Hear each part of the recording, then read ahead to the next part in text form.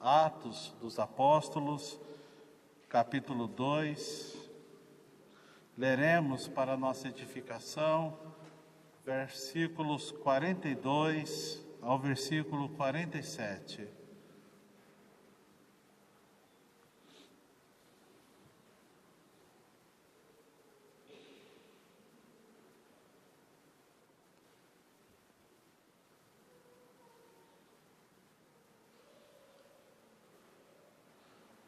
Atos dos Apóstolos, capítulo 2,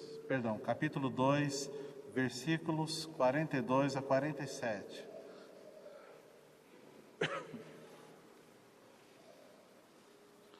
Todos encontraram? E perseveravam na doutrina dos apóstolos e na comunhão, no partir do pão e nas orações. Em cada alma havia temor, e muitos prodígios e sinais eram feitos por intermédio dos apóstolos. Todos os que creram estavam juntos e tinham tudo em comum. Vendiam as suas propriedades e bens, distribuindo o produto entre todos, à medida que alguém tinha necessidade. Diariamente perseveravam unânimes no templo, partiam pão de casa em casa e tomavam as suas refeições com alegria e singeleza de coração, louvando a Deus e contando com a simpatia de todo o povo. Enquanto isso, acrescentava-lhes o Senhor, dia a dia, os que iam sendo salvos. Amém. Por favor, não feche a sua Bíblia. Você que nos acompanha pelas redes sociais também, mantenha a sua Bíblia aberta para que você possa conferir as lições que iremos tirar do texto. Oremos. Pai, que privilégio, Tua palavra está aberta diante de nós. Te louvamos, Deus, pela liberdade de culto que temos em nosso país. Que o Senhor continue abençoando essa nação, para que continuemos, ó Deus, tendo a liberdade de nos reunir como igreja, de anunciarmos a Tua palavra, de proclamarmos a Tua palavra, de louvarmos ao Senhor publicamente. Nesse momento, Pai, de meditação, de estudo na Tua palavra, o Teu Santo Espírito fale ao nosso coração. Que o Senhor edifique a Tua igreja, que o Senhor, ó Deus, fortaleça a nossa fé, para a glória do Teu nome. Assim oramos com gratidão, em nome do Senhor Jesus. Amém. Queridos, gostaria de falar hoje sobre marcas de uma igreja saudável. Você sabe que a autoria do livro de Atos dos Apóstolos é atribuída a Lucas, o médico amado. Escreveu para Teófilo. Esse livro é fruto de uma apurada pesquisa, como ele mesmo fala no livro. E Atos dos Apóstolos descreve a história da era apostólica. E o objetivo desse livro é mostrar a ação do Espírito Santo na primeira comunidade cristã, lá em Jerusalém, e por ela ao mundo ao redor. Atos vai nos mostrar que aconteceu naquela igreja aquilo que Jesus falou lá no capítulo 1, versículo 8. Dá uma olhada lá. Quando Jesus disse: mas recebereis poder ao descer sobre vós o Espírito Santo, e sereis minhas testemunhas, tanto em Jerusalém, como em toda a Judéia, Samaria e até os confins da terra. E é exatamente isso que o livro de Atos vai nos mostrar. A igreja sendo revestida com poder, um avivamento em Jerusalém, e que a partir de Jerusalém foi alcançando o mundo. O capítulo 2 começa descrevendo a descida do Espírito Santo. Atente para o verso 1, por favor. Ao cumprir-se o dia de Pentecostes, estavam todos reunidos no mesmo lugar. De repente veio do céu um som, como de um vento impetuoso, e encheu toda a casa onde estavam sentados.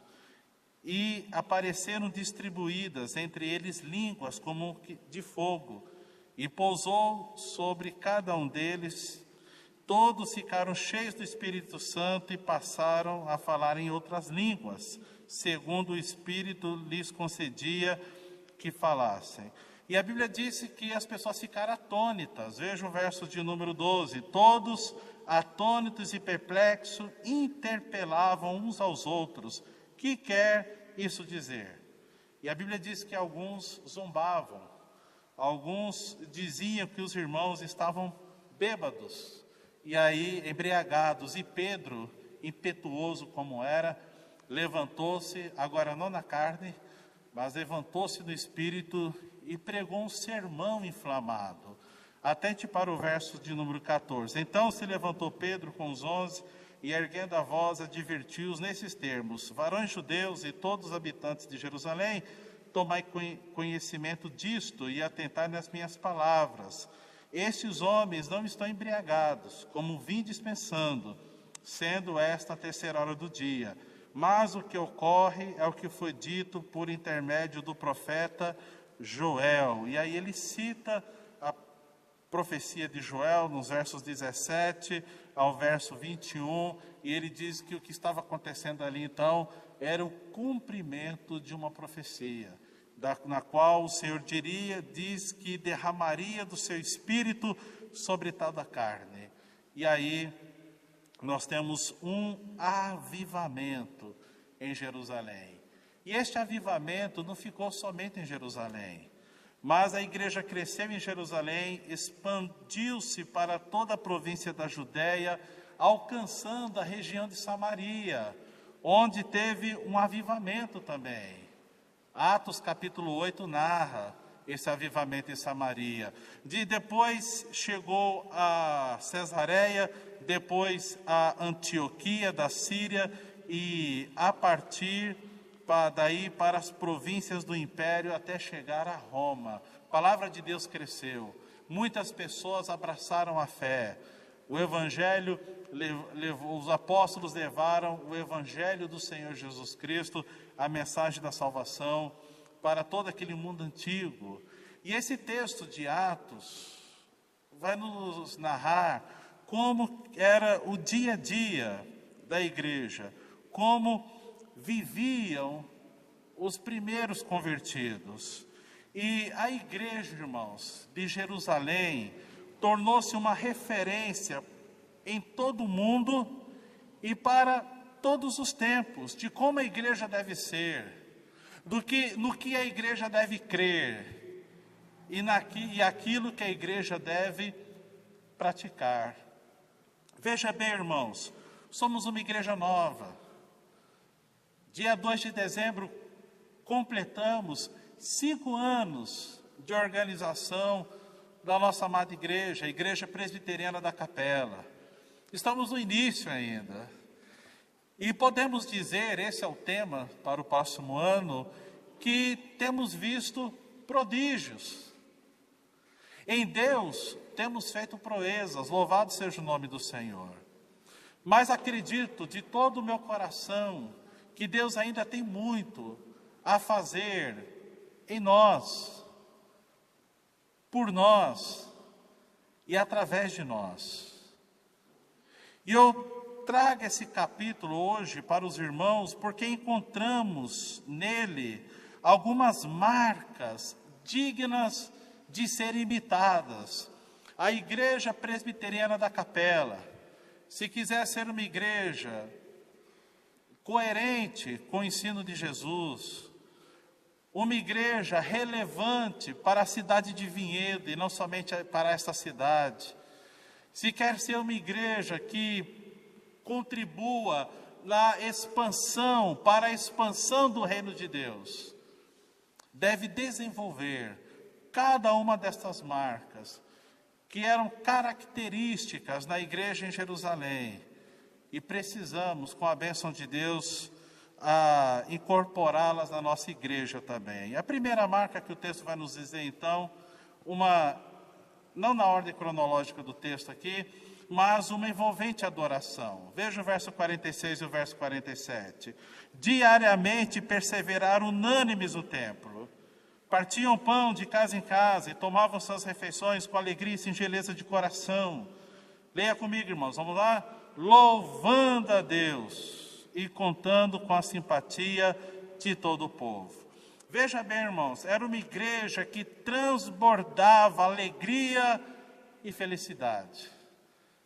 Era um povo que nas suas reuniões havia alegria, singeleza de coração, e sabemos que a alegria do povo de Deus é proveniente da presença de Deus em seu meio. Salmos 16 diz que na presença de Deus há plenitude de alegria. Eu nunca entendi aqueles crentes carrancudos, sisudos, cara amarrada. A Bíblia diz que o coração alegre, não é verdade? O povo de Deus é um povo alegre. E essa alegria, ela nos leva a louvar ao Senhor. Não é isso que diz o salmista, lá no Salmo 126, nos Salmos pós-cativeiro? Quando o Senhor restaurou a sorte de Sião, ficamos como quem sonha. Então a nossa boca se encheu de rios, a nossa língua de júbilo. Então se dizia entre as nações: grandes coisas tem feito o Senhor por nós. Qual o efeito? Grandes coisas o Senhor tem feito por nós. Por isso estamos alegres. Alegres. Então espiritualidade não tem nada a ver com cara amarrada. Mas o cristão é alguém alegre, porque a alegria, ela é uma das virtudes que compõe o quê? O fruto do Espírito. Então essa igreja aqui em questão, ela celebrava as coisas comuns da vida, como as refeições diárias, com alegria. O verso 46, diariamente perseveravam unânimes no templo, partiam pão de casa em casa, tomavam as suas refeições com alegria, e eles traziam nos lábios o sorriso, ao invés da murmuração. Irmãos, tem tanta gente tóxica, tanta gente ácida, azeda, infelizmente até dentro da igreja. Penso que nós precisamos influenciar essas pessoas. Precisamos mostrar para elas a glória de Deus, a beleza de Deus, manifestar a presença de Deus para alegar esses amados aí que estão amargurados. Tem gente amargurada na igreja? Tem. É possível estar amargurado na igreja? É. Tanto que Tiago, foi Tiago? Não, foi o autor de Hebreus que falou assim: olha, vocês tenham cuidado para que não nasça no vosso meio uma raiz de amargura. E o problema da amargura, sabe o que é? É que ela nunca fica aqui, ela sai por aqui. Porque a Bíblia diz que a boca fala do quê? Cheio o coração. E há uma coisa interessante, uma palavra muito séria, que diz que a raiz de amargura contamina. Tende cuidado para que ninguém se prive da graça de Deus. A amargura priva alguém da graça de Deus. E nascendo uma raiz de amargura, vem a contaminar. O autor de Hebreus diz que ela contamina. Quando eu cheguei aqui na igreja, esse ano, ainda muitos de nós usávamos máscaras. Não é verdade? Não é isso? Por que nós usávamos máscaras? Para não sermos o quê? Contaminados. Então você tem que tomar cuidado com gente que está contaminada, com amargura, com cólera, com esse tipo de coisa, porque essas coisas, irmãos, tiram a alegria do nosso meio, e aí a pessoa perde a possibilidade de viver a graça de Deus, como nós cantamos aqui. Tenha cuidado que ninguém o que se prive da graça de Deus, que nascendo a raiz de amargura muitos sejam contaminados.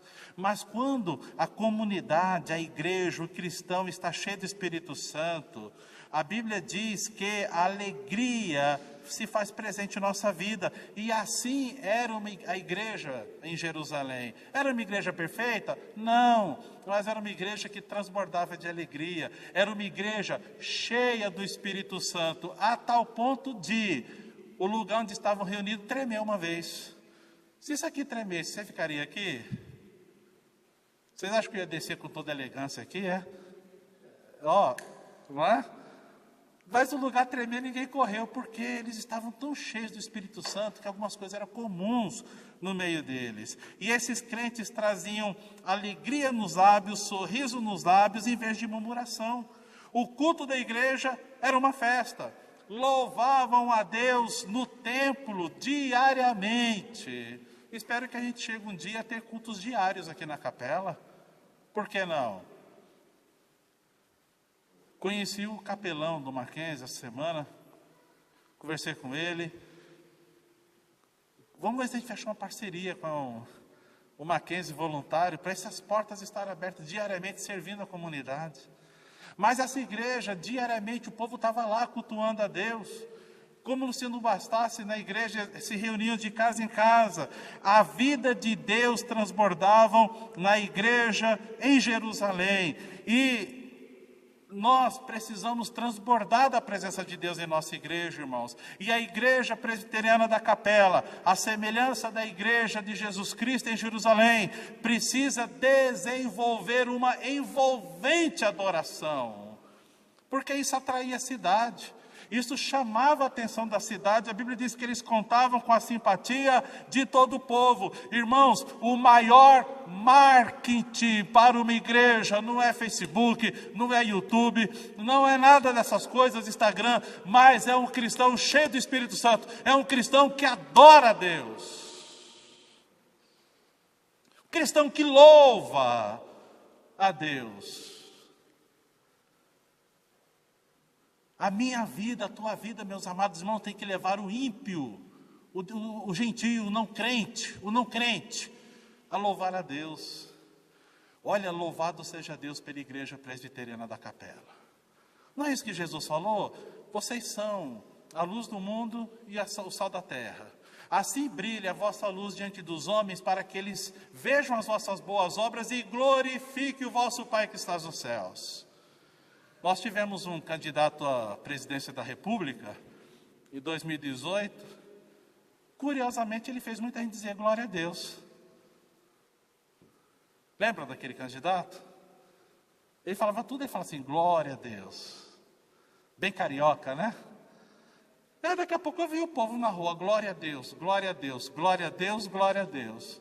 Claro que alguns com ironia, mas a verdade é que nós precisamos desenvolver em nossa comunidade uma envolvente adoração, que influencie essa cidade a adorar a Deus, que influencie as nações a adorarem ao Senhor. E você sabe, meus amados irmãos, que de toda a criação, apenas 2 criaturas têm falhado em adorar a Deus. Quem são elas? Os demônios e o homem caído.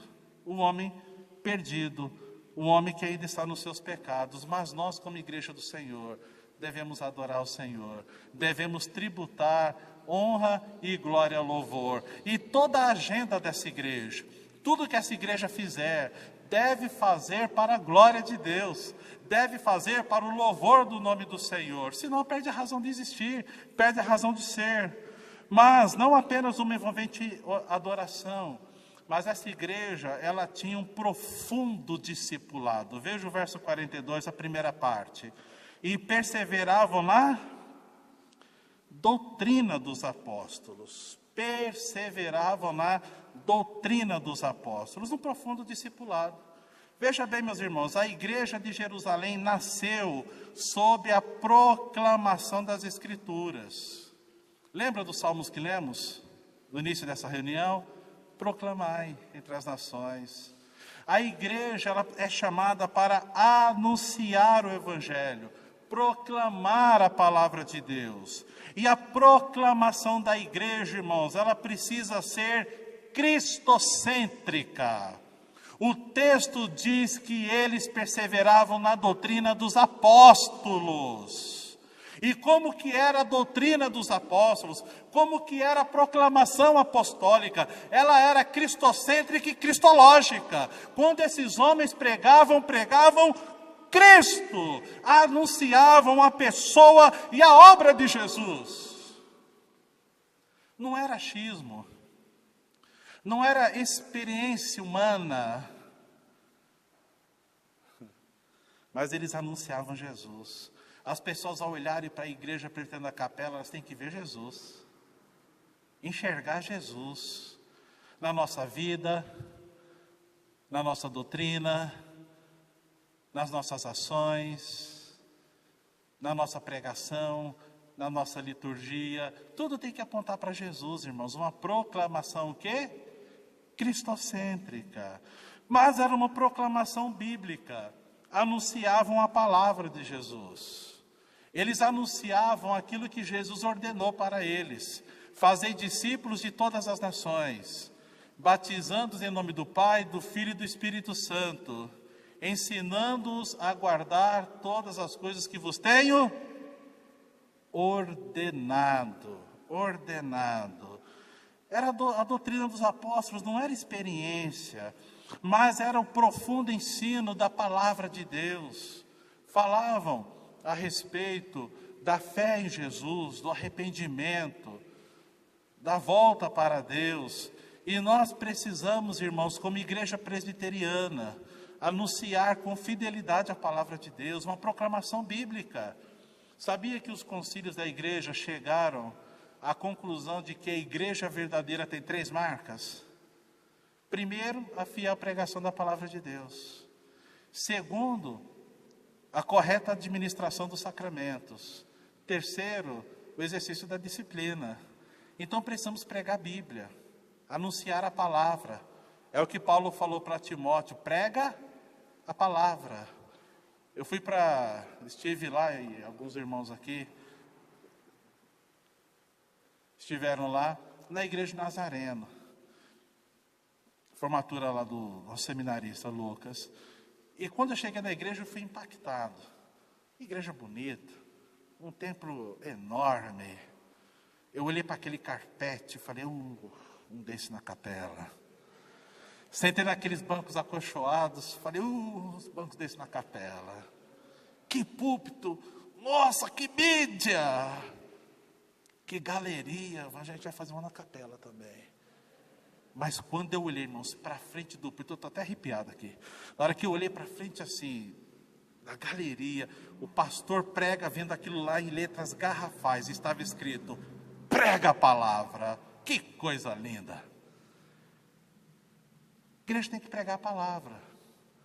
Precisamos anunciar a doutrina dos apóstolos, fazer discípulos. Essa igreja aqui tinha então um profundo discipulado. Proclamação cristocêntrica, proclamação bíblica, proclamação corajosa. Precisamos ter intrepidez, irmãos. A igreja não pode se acovardar. A igreja não pode ser tímida, não podemos ser mesquinhos na nossa espiritualidade, mas precisamos, na unção do Espírito Santo, nos levantar e fazer conhecida a palavra de Deus em Vinhedo, nesta região, nesse estado, nesse país, nesta nação, em toda a América. Precisamos proclamar a palavra. E não importa os obstáculos, quem ou o que se levante contra nós.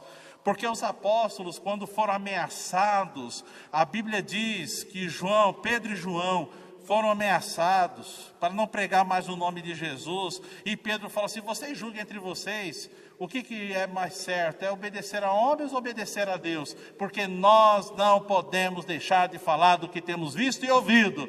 Chegou onde os irmãos estavam reunidos e falaram: ameaçaram a gente lá. Você quer para pregar mais não? Eles oraram. Eles louvaram a Deus nessa oração, lembraram que Jesus foi para a cruz por causa do propósito de Deus, e eles falaram: Senhor, nos dê intrepidez, nos dê intrepidez para anunciar a Tua palavra. E o texto diz que o lugar onde estavam reunidos, está lá em Atos 4, tremeu, e todos eles ficaram cheios do Espírito Santo, e com intrepidez anunciavam a palavra de Deus. Mas também, irmãos, devemos evidenciar no nosso discipulado uma proclamação completa. Devemos anunciar todo o desígnio de Deus. Todo o desígnio de Deus. Vocês acreditam que algumas pessoas já falam para mim não abordar alguns temas?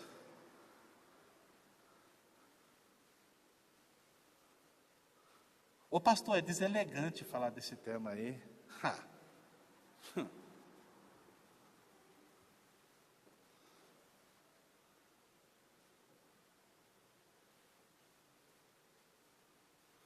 Um dia desse eu vi um pastor falando assim, nos púlpitos não fala mais de pecado. Eu falei, ufa, escapei.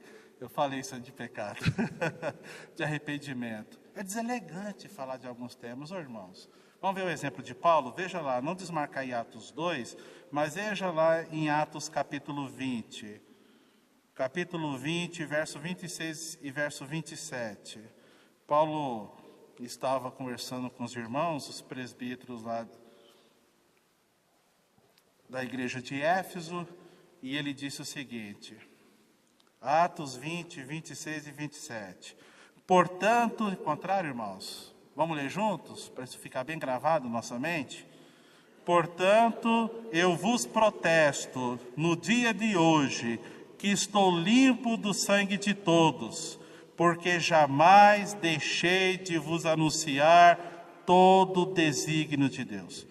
Todo o desígnio de Deus. Paulo falou de arrependimento, Paulo falou de salvação, falou de pecado, falou de todos os temas que a palavra de Deus, que Jesus abordou também. Precisamos anunciar a palavra. Não dá para não tocar nesse tema, porque esse tema é melindroso demais. Não fala disso aqui, pastor, porque vai afugentar as pessoas. Ô irmãos, é esse tipo de igreja que nós queremos, presídio Jessé? Com certeza que não. Nesse púlpito aqui pregaremos, anunciaremos todo o desígnio de Deus. Proclamação completa. E já digo, não tenho medo de cara feia, irmãos. Senão não me olharia no espelho. Na minha casa não teria espelho. E espelho tem, viu? Não é verdade? Nós temos que anunciar a palavra. Toda a palavra, porque um dia eu vou prestar contas. Hein, Paulette? Chegar diante do meu Deus... E ele falou, por que você só pregou de A até D? E não foi até Z? Não. Precisamos pregar o quê? A palavra, evidenciar um profundo discipulado. E a doutrina dos apóstolos, irmãos, aqui no texto representa a ortodoxia, que deve nortear o conteúdo da nossa fé. Precisamos ser uma igreja ortodoxa. A igreja não pode estar à mercê de doutrinas de homens, mas deve estar fundamentada na eterna, infalível, inerrante e eterna palavra de Deus. A igreja não pode andar nas escuras. Não podemos, irmãos. Andar nas escuras, que é isso? Disse o salmista, lâmpada para os meus pés é a tua palavra e luz para o meu caminho. Como poderá o jovem manter puro a sua vida? Como que é? Observando conforme a sua palavra. E a palavra de Deus diz, Salmos 19, que ela ilumina nossa mente. Tem gente que tem fogo no coração, mas tem trevas na mente. E aí? Não dá, né? Então a palavra de Deus deve nortear a nossa vida. A igreja presbiteriana da Capela precisa estar à semelhança da igreja em Jerusalém, comprometida com um profundo discipulado. Um profundo discipulado. Mas a terceira marca, essa igreja, ela tinha uma calorosa comunhão. E diga-se de passagem, nós somos bons de comunhão. Não é verdade? Temos café mineiro, café paulista, tem churrasco nessa igreja, tem bolo, tem pão, tem pizza. Ai, rapaz, engordei tanto depois que eu cheguei aqui. Somos bons de comunhão, mas nossa comunhão precisa ser calorosa. Sabe por quê, irmãos? Jamais chegaremos à maturidade apenas comparecendo aos cultos de adoração como espectadores passivos. Eu vou falar uma coisa para você, e eu não vou sair correndo, porque eu já disse que eu não tenho medo de cara feia, tá? Mas eu vou perguntar para você, irmãos. Tivemos até agora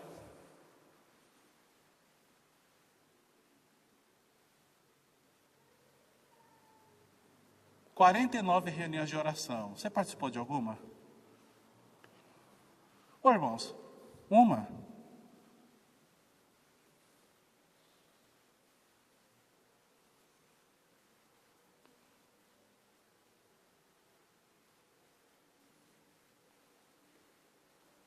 (52) 49, né? São 52 no ano. Não se alcança maturidade. Somente a plena participação nas atividades da igreja local desenvolve músculos espirituais, irmãos, para enfrentarmos esse mundo. Porque somos bombardeados, queridos. Precisamos nos alimentar, precisamos nos fortalecer. E é na unidade da igreja que Deus ordena a sua bênção. Quem aqui chegou numa reunião de oração quebrado e saiu daqui revigorado? Eu sou o primeiro a levantar a mão, gente. Precisamos estar com o povo de Deus. Há uma parte da nossa espiritualidade que ela é desenvolvida lá no quarto, de portas trancadas. Mas nós precisamos estar no meio do povo de Deus. Eu falei na reunião do conselho, eu falei, irmãos, presbíteros não participar de reunião de oração não dá, né?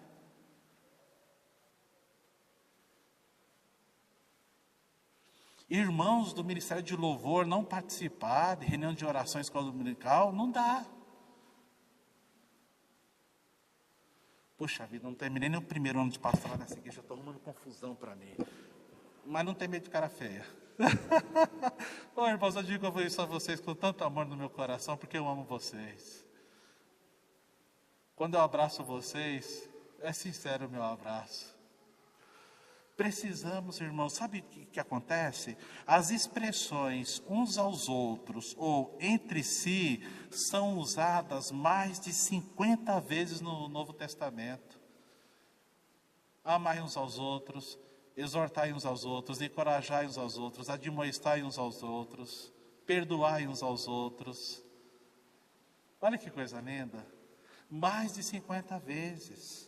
Tem uma editora que lançou uma revista para a escola dominical, acho que nós vamos estudar ela aqui. É justamente esse o tema da revista, uns aos outros. É maravilhoso, já usei essa revista em outra igreja que eu pastoreei. Nós, irmãos, crescemos mais fortes e mais rapidamente, aprendendo uns com os outros e sendo os responsáveis uns pelos outros. Então, precisamos cultivar nesta igreja e fortalecer na nossa igreja uma calorosa comunhão. E o texto vai nos mostrar, irmãos, que assim como relação de pai e filhos é fruto de algumas virtudes, assim como o casamento perfeito não existe, mas é resultado de algumas virtudes que precisam ser cultivadas, o texto nos mostra que uma calorosa comunhão ela não acontece por acaso. Por exemplo, ela é resultado do temor a Deus. Veja o verso 43. Em cada alma havia o quê? Temor. Se eu não tiver temor a Deus, eu não vou respeitar o Júnior. Em algum momento eu vou falar mal do Júnior. Posso falar seu nome aqui, né, filho? Estamos sarados, né? Vou chegar para o Moisés e caluniar o Júnior. Se eu não tiver temor a Deus... Você sabia que aqui é o lugar mais seguro para você esquecer o celular, não é? Você esquece, está aqui. Por que ninguém pega nada aqui? Por que ninguém aqui ofende ninguém? Por causa do temor a Deus. A calorosa comunhão, ela é resultado do temor a Deus. Mas ela é resultado da fé em Cristo. Olha o que diz o texto, verso 44. Todos os que creram estavam o quê? Juntos. Quem que estava juntos? Os que creram. O que juntava eles? A fé. A fé na pessoa bendita e gloriosa do Senhor Jesus. Mas a comunhão deles era resultado da mutualidade. Verso 44. Todos os que creram estavam juntos e tinham tudo que em comum. Isso é mutualidade. Você sabe, irmãos, que todo relacionamento verdadeiro, sincero, ele é uma via de mão dupla. Não é verdade? Às vezes algumas pessoas que por descuido meu ficaram 10 anos aí atrás, 5 anos, e me encontram e falam assim, nossa, mas você sumiu, hein? E aí eu falo, mas querido, você sumiu também. Relacionamento é via o quê? De mão dupla. Tem coisa mais chata do que você dar bom dia para uma pessoa e a pessoa não responder? Não é verdade? Você já fez assim para alguém? A pessoa não respondeu, você deu uma ajeitada no cabelo para disfarçar? É deselegante um negócio desse, onde não há mutualidade. Não é verdade? Era fruto da mutualidade. Terceiro, quarto, a calorosa comunhão era resultado da alegria de estar juntos. Verso 46, diariamente perseveravam unânimes no templo, partiam pão de casa em casa e tomavam suas refeições com o quê? Alegria, prazer de estar entre os irmãos. Tem que ter alegria de estar aqui, prazer, não é? E, em último lugar, a calorosa comunhão era resultado da singeleza de coração. Veja o verso 46. Com alegria e singeleza de coração. Ô irmão, soberba não combina com a gente não. Não é verdade? Soberba não combina com a gente. Olha, eu vou dizer uma coisa a vocês. Lá vai eu arrumar problema para mim. Hoje eu me corrijo chegar em casa e falar, meu filho, irmão, menos aí. Eu tenho uma dificuldade com gente soberba, rapaz do céu. Deixa eu desfazer essa cara. Só que eu digo isso sem problema nenhum, porque o meu Deus também tem dificuldade com gente soberba. A Bíblia diz que Deus o quê? Resiste aos soberbos. A gente precisa ser um povo cordial, humilde, empático. Que nunca aconteça na igreja presbiteriana da Capela alguém entrar aqui e não ser notado. Isso é triste. Alguém entrar e não ser notado. Não é verdade? Então nós precisamos aprender com Jesus a sermos mansos e o quê? Humilde de coração. E assim a gente mantém a comunhão, sim. Porque somos chamados para estarmos juntos. Mas, em penúltimo lugar, essa igreja tinha como marca um abrangente ministério. Veja o verso 45. Vendiam suas propriedades e bens, distribuindo o produto entre todos, à medida que alguém tinha o quê? Necessidade. Veja bem, irmão, sabe uma das coisas que a igreja proporciona? A igreja proporciona um lugar para servirmos, um lugar para sermos úteis.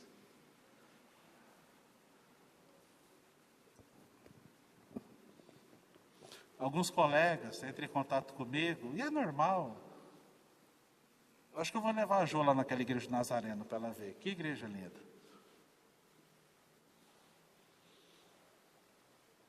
E alguns amigos entram em contato comigo e falam, pastor, que igreja linda. É porque eles não viram vocês, irmãos. Eles estão vendo o templo.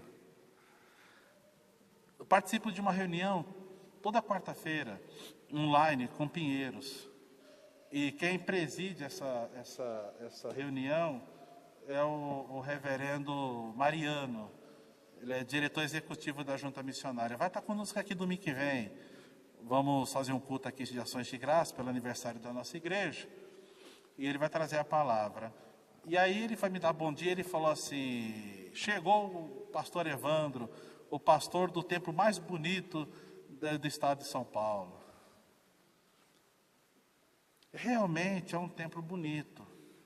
Mas não é esse templo que me empolga, irmãos. Eu que conheço vocês, o que me empolga são vocês. Nossa reunião de liderança aqui. Como foi a convocação? Quem quer trabalhar, vem para cá, né? 18 pessoas, eu fiquei empolgado demais. Deus me colocou para pastorear pessoas tremendamente capacitadas. Vocês são habilidosos, capacidade intelectual, mas vocês também têm, irmãos, capacidade espiritual. O Espírito Santo reside em você?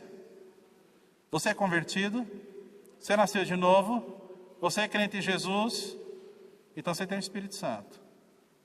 Se a sua resposta foi não, me procure no final aqui da reunião que nós vamos fazer uma oração juntos. E se o Espírito reside em você, você é dotado de poder, irmãos, para ser testemunha. Vocês têm pelo menos um dom espiritual, uma capacidade espiritual. E Deus capacitou vocês para vocês exercer a função de vocês no reino de Deus. No reino de Deus. Na igreja não existe membro lesado. Porque no nosso corpo a gente arranca e joga fora, não é assim? Eu já joguei a vesícula para os gatos. Começou a me dar trabalho, cortou, jogou fora. A amígdala já foi também. Está aí do cabelo. Lamentavelmente. A Jô, pode falar, Jô? Já mandou fora o apêndice. Não está servindo, vai embora. Não é assim? Tem gente que já mandou fora a próstata. Alguém já perdeu um rim. O que na igreja não funciona é porque está doente. E Deus não nos chamou para sermos doentes, porque no corpo de Cristo não há enfermidade, louvado seja Deus.